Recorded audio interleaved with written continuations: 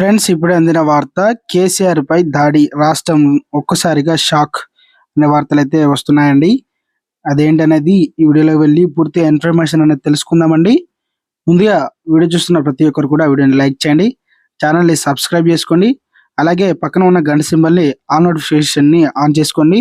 ఈ వీడియోను ఎక్కడ స్కిప్ చేయకుండా ఎండ్ వరకు అయితే మిస్ అవ్వకుండా చూడండి. వివరాలు కనుక వెళ్ళినట్లయితే, మినిస్టర్గా కోదండరాం, కేసీఆర్ పై రేవంత్ రెడ్డి మానసిక దాడి.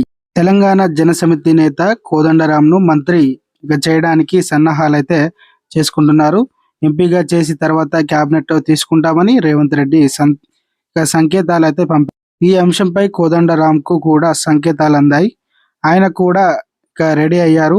ఇప్పుడు కోదండరాం మంత్రిగా ప్రమాణ స్వీకారం చేస్తే బీఆర్ఎస్ చీఫ్ కేసీఆర్ నైతికంగా ఇబ్బందికరమని అంటున్నారు.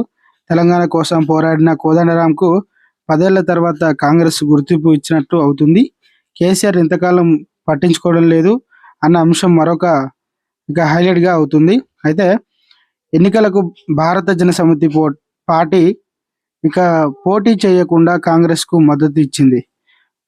అప్పుడే రేవంత్ రెడ్డి తెలంగాణ కోసం పోరాడిన వారికి కాంగ్రెస్ అధికారంలోకి వచ్చాక పదవులు ఇస్తామని చెప్పారు. కాంగ్రెస్ పార్టీ అధికారంలోకి వచ్చాక విధానం రూపకల్పనలో 6 అంశాలు ప్రాధాన్యత ఇవ్వాలని రేవంత్ రెడ్డిని కోదండరాం కోరారు. ఉచిత విద్య, వైద్యం, ఉపాధి, ఉద్యోగ కల్పన ప్రధాన లక్ష్యంగా ఆర్థిక విధానాల రూపకల్పన జరగాలని ఆకాంక్షించారు. స్థానిక ప్రైవేట్ పరిశ్రమల్లో భూమి పుత్రులకు అవకాశం ఇవ్వాలని అన్నారు.